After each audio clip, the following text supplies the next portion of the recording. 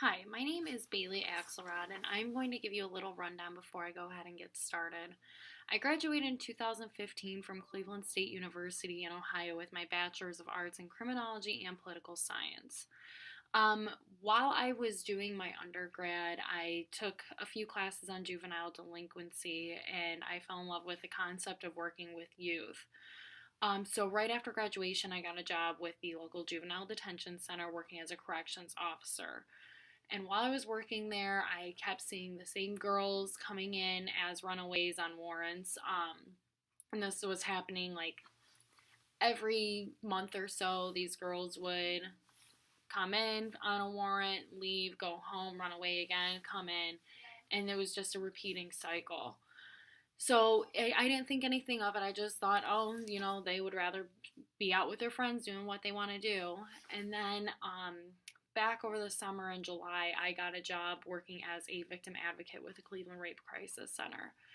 And once I started working there, I started getting to know the ins and outs of human trafficking a little bit more. And then it all kind of hit me that some of these girls had some huge red flags about being trafficked, dating older guys, getting drugs from them and sleeping around in order to get the drugs. And although they never said anything about payment being exchanged, they were staying with these men.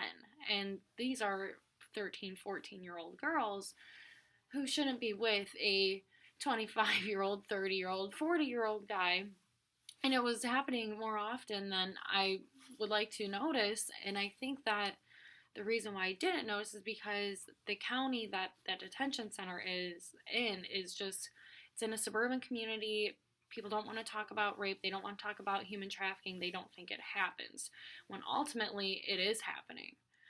So, this entire presentation is going to touch base on how we need to protect those children from going in and being trafficked, and how we're able to do that in the state of Ohio. According to Epic 2016, Ohio has one of the largest numbers for reporting of human trafficking. And it's estimated that 1,000 kids are being trafficked every single year in Ohio. With that being said, we know this, that Ohio has the largest number of reports for human trafficking because it's being caught. However, it's still an issue that the number is so high. And so, yeah, we're doing our part a little bit, but how many are going under the radar?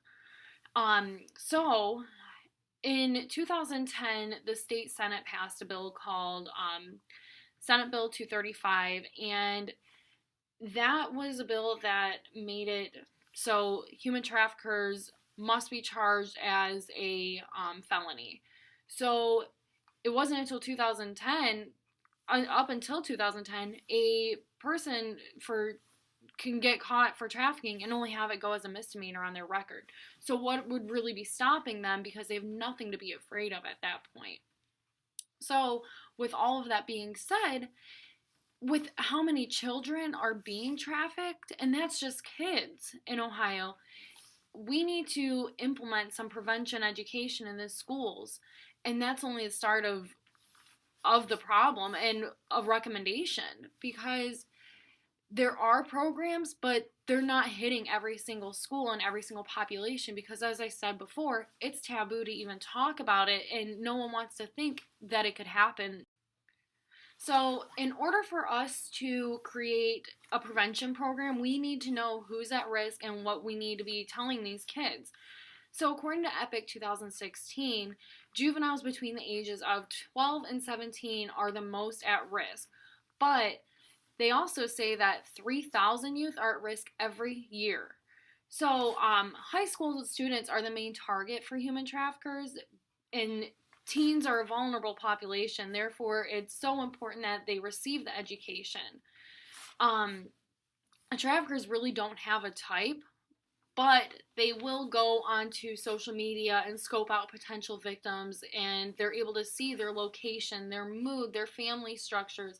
If they see that, oh, mom and dad aren't home all the time, mom works 2 jobs, dad's not in the picture, this girl is, posting a lot of pictures of herself, maybe posting statuses, kind of looking for attention a little bit, that makes her an easier target, or even him an easier target, because they just are looking for that figure to give them that affection at times and just kind of pay attention to them because it's lacking at home.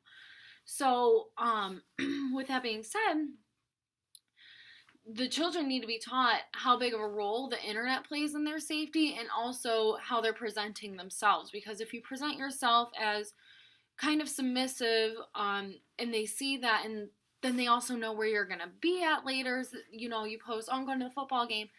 They're going to know that's where you are. And so these traffickers are going to the football games. They're going to the mall. They're going to wherever the kids are, and it's easy to lure them in. So not only are kids a vulnerable population, but Ohio is an easy access state. As stated by Nichols and Hale, 2014, pimps are able to quickly gain access to the interstate, transferring children between state lines, and even leave the country at quick rates. Within just a few hours, a trafficker is able to take a child from Ohio to Pennsylvania to New York and into Canada. There's such a difficulty in even identifying those victims that the estimate for the number of trafficking victims has a high gap in its range of 23 million people, according to McLean and Garrity, 2011. So the trafficker, just last week, I was working over at the detention center, and we got a girl that came in because she was actually from Toledo, which is on the western part of the state. And we are closer to, we're about an hour away from the border to PA. And so this girl was picked up with a older female and a male who was, I believe, 18. And they were picked up on the interstate in the suburban neighborhood. And it comes out that they were trying to transport her over into Pennsylvania and who knows where else. And this girl was 13 years old, and she already had a baby, and all signs just pointed at trafficking. And so this girl, thankfully, she's getting the help that she needs, but it just goes to show that that's easy access, and they're going right through our communities, but no one's paying attention to it. And so another thing that people aren't paying attention to is that the children aren't just being trafficked through interstates, but they're also being trafficked out of their home. So just because a kid returns home at night doesn't mean that they weren't being prostituted out after school hours, according to Donley Hayes, 2014. Donley Hayes explains that teenage girls are meeting traffickers who they consider to be boyfriends, and the parents aren't seeing what is truly going on when the child is out of the house. So when this occurs, the victim is often unaware that they are even being trafficked, allowing the stigma to be built that the trafficking is acceptable. So victims are often physically and psychologically abused and form relationships with their pimp, becoming terrified to identify themselves with law officials, according to Wilson and Dalton, 2008. So with that being said, these kids they're not even coming forward saying, this is happening to me. They don't identify with it because it's so normalized in some of these areas of the state. And so they don't even see that they're being trafficked until maybe they get caught a few times and it's finally placed in their head like, hey, this isn't okay. This isn't normal behavior for a teenager. So another thing that contributes to the stigma that trafficking isn't happening or that it's okay is that there's so many issues within the justice system.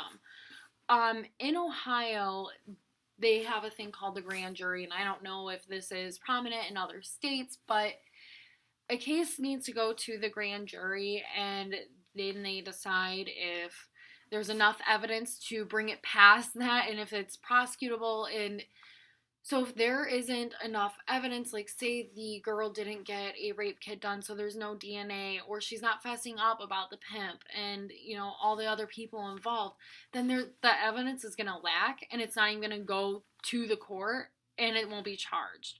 And so if they're not found guilty, they're able to keep on trafficking.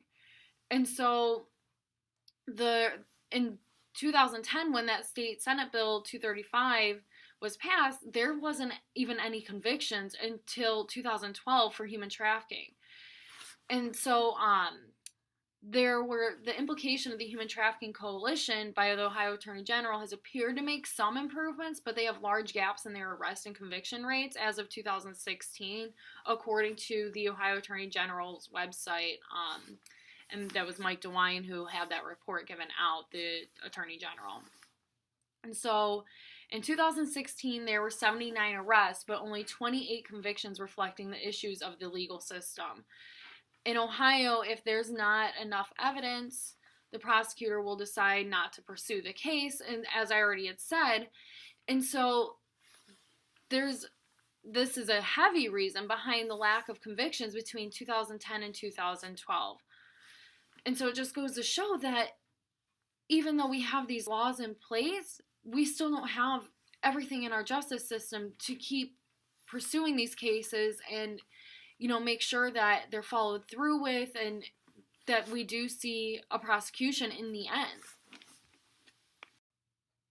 So, as I stated before, there was a coalition that was formed by Ohio.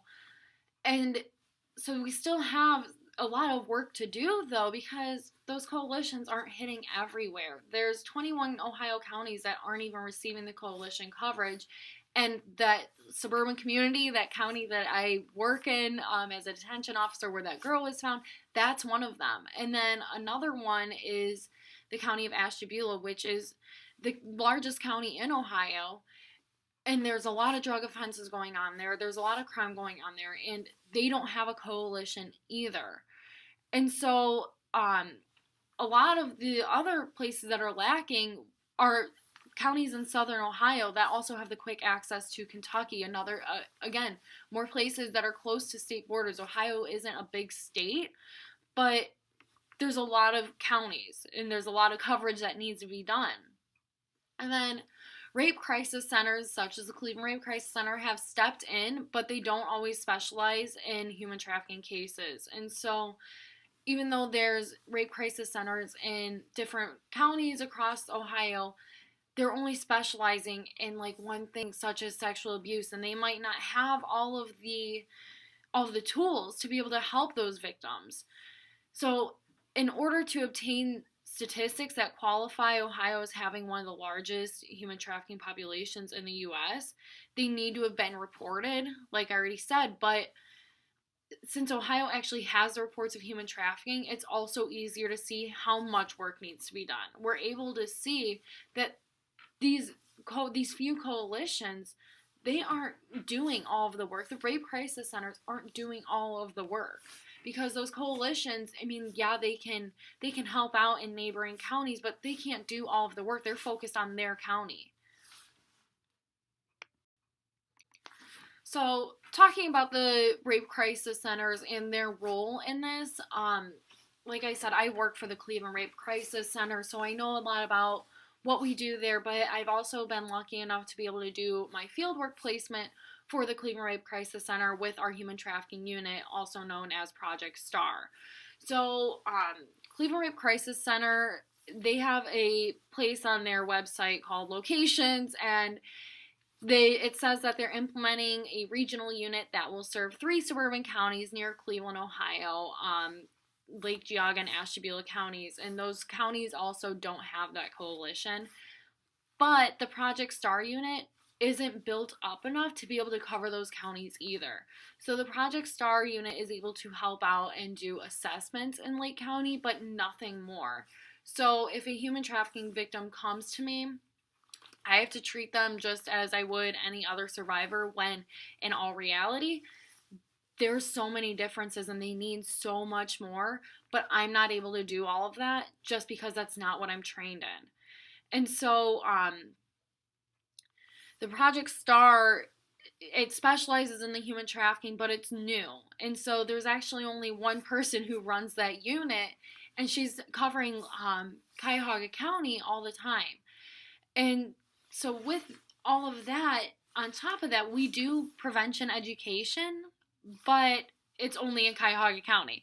So we're going into the schools in Cuyahoga and teaching them about human trafficking and sexual abuse, but the grants don't allow us to go outside of that.